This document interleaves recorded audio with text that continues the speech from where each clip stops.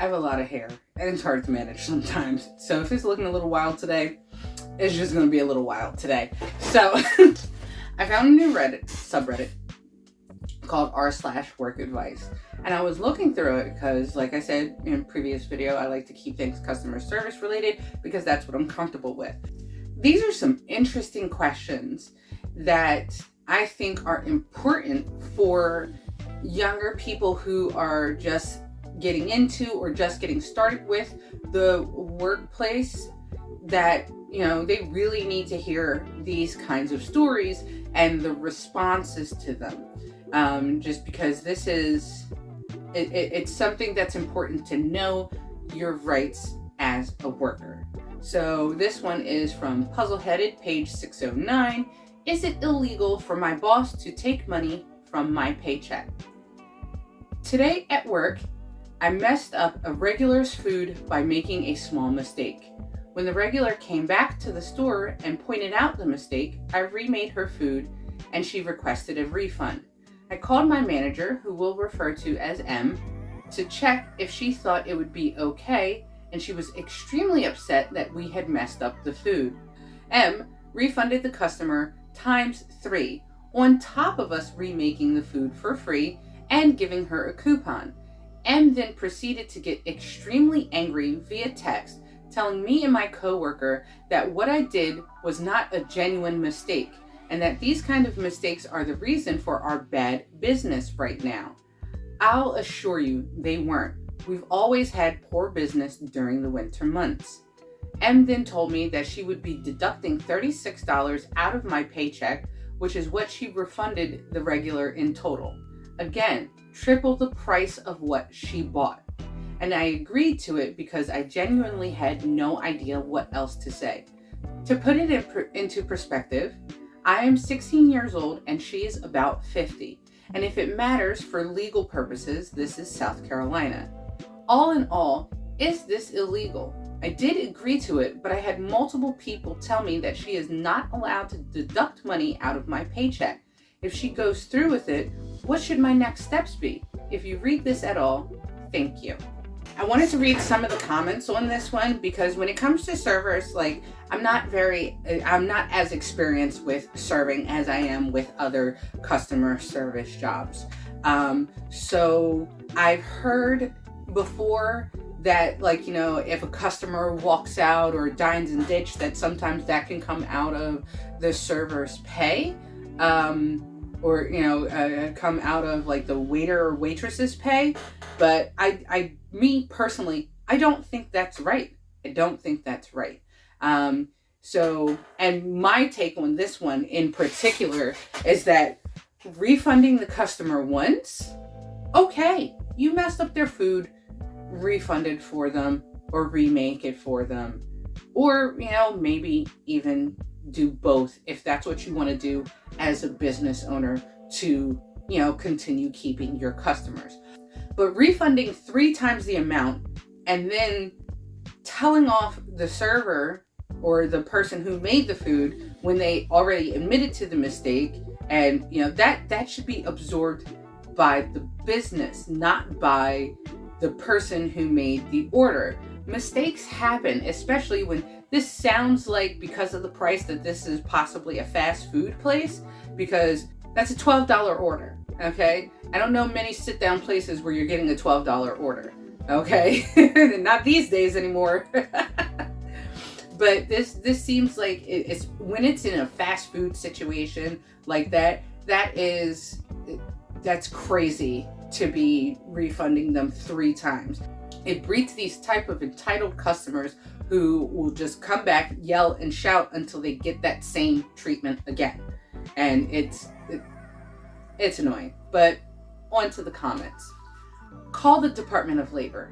In most states, absent written authorization by you, your employer can't do it. The department will enforce it for you. Next comment. Bid your time. Let your employer actually do that and then roast them hard. As of right now, it's just a bad person flapping their slack-jawed pie hole. And I bet that they would talk donkey piles about they never ever made mistakes. Which Everybody makes mistakes, okay? And the last comment, and save the screenshots of the text. Save the screenshots of the text, okay?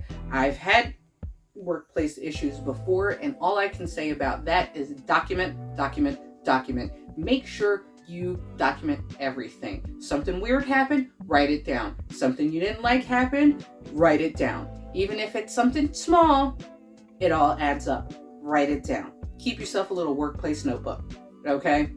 Next story. Do I quit over not getting my vacation time I asked for months ago? And this is from Montana Freak with 2 E's. I'm a manager in fast food, and I've done it at this location on and off for many years. Recently, I've been transferred between stores a lot. Like the last 3 years, I've been transferred 5 times to new locations in my city. I don't mind, and I like the variety. My issue is I put in for vacation right before Christmas at my last location, long ago. Recently transferred again, and my GM is trying to force me to move my vacation for everyone else. I've saved up my vacation all year for Christmas. It's my favorite time. I don't want a week earlier time off for it. I'm ticked and considering putting in my 2 weeks. It's not worth it, and it's a basic behind job I could get anywhere else. I work 6 days a week, and I deserve my vacation when I requested it months ago, despite where I am. So this one, I loved the top comment because it hits the nail on the head for what I was thinking anyway. So this is from Poppy's Workshop. If you're so willing to quit, 2 weeks notice not necessary, then I would just force the issue with the GM.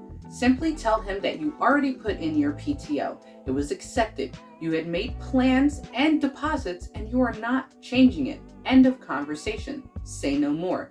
Let him fire you. Or if he refuses the time off again, shrug and say, yep, walk away, and when the dates come, you still take the time off. When you come back, let him fire you. At this point, quitting would be silly, as you would not get unemployment. It boils down to this. It seems to be a mountain you would die on. Then let him be the one to either fire you, or when you get back, he says nothing and things go on as before. The funny thing is, you are in the power seat based on your willingness to leave. I'm sure it would be fairly easy to find another fast food manager's position, which this was perfect. This was perfect. Fast food, always looking for good managers, okay?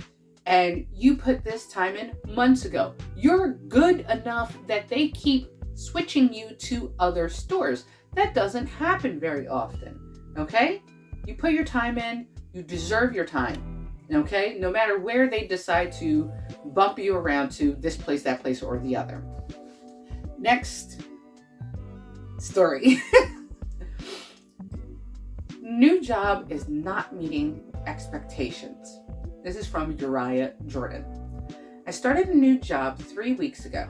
It's a wonderful opportunity in my career and will definitely help my experience. During the interview process, 3 interviews, I explained that I value a friendly workplace. I asked if employees use emojis as an example. I was told that yes, this is a friendly workplace and yes, they use emojis. I started, and it's not true. It's not mean, but it's not friendly. People in the office don't make eye contact, don't say hello, and don't smile. They don't use emojis. My boss was surprised that I used a GIF in a message, and she said she didn't know that was possible. To be fair, my boss has said that I'm exceeding her expectations, and she believes I'll do great things in this position. I've been working 10 plus hours a day to make sure I get everything done. It's because I'm still learning and it's taking me longer to complete tasks. I know that this will be easy for me once I'm familiar with everything. But I'm very tired, and the commute adds at least 2.5 hours to my 10-hour workday. I can work from home, but my boss insists that it's important that I go into the office. She works from home and only goes into the office for important meetings. On Wednesday, my boss gave me some weird feedback. She said that I shouldn't ask coworkers for help with Excel because it's revealing a weakness. She also said I should go to her for help and nobody else, that I need to follow a hierarchy.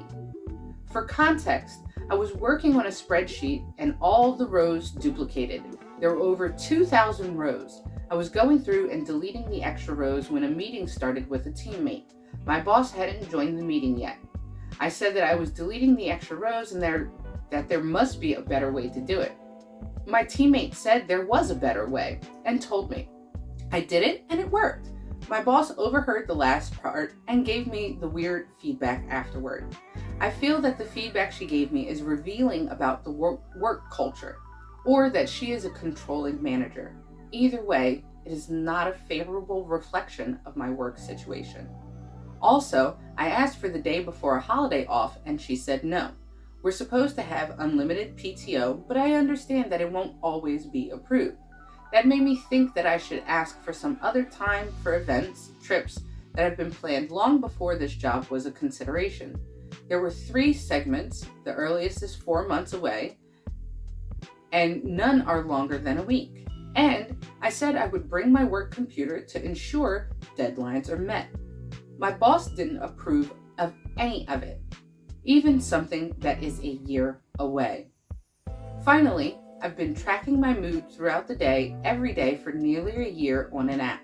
I'm usually a very happy person and foster a positive work environment. Since this job started, my mood has tanked. I'm anxious and panicky nearly all the time. I don't know what to do. Maybe I'm tired and should wait for things to get better when I conquer this job. They assured me that this was a friendly work environment and it's not. During the interview process, I said that I don't like changing companies, that I want to stay for years. But now I will try to stay for a year if I don't burn out earlier. I don't know if I should wait, talk about it with my boss, and if so, what to discuss with her, or chat with someone else, even though my boss said to go to her. Now, this one was an interesting story because that the manager's reaction to someone being told something that would help them out and and make their day easier, okay? Her reaction to that is what really gave me a clue about what kind of workplace this is. That manager is controlling.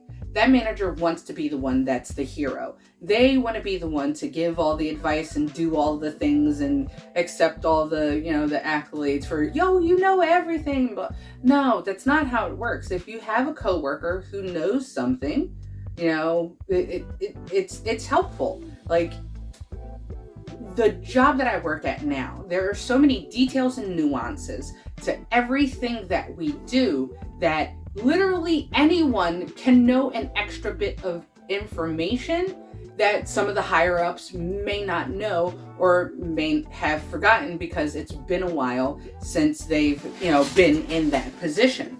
And we're all okay with it. If someone knows something and it checks out, like nobody has a problem with it. Like that shouldn't be a problem.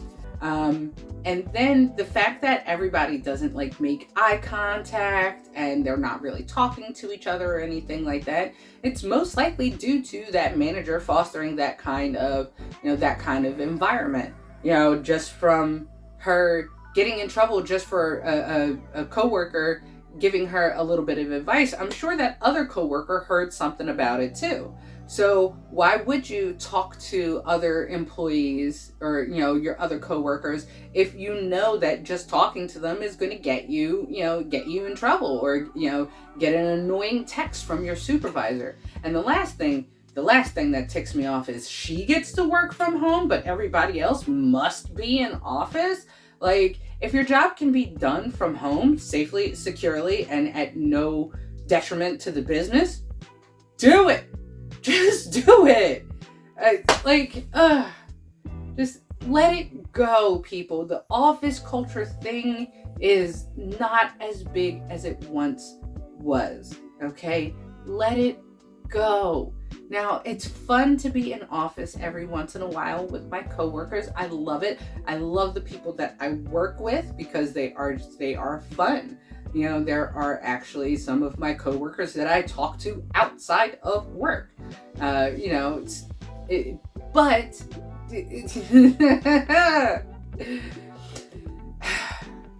there are some things that's just not necessary in the technological age that we live in.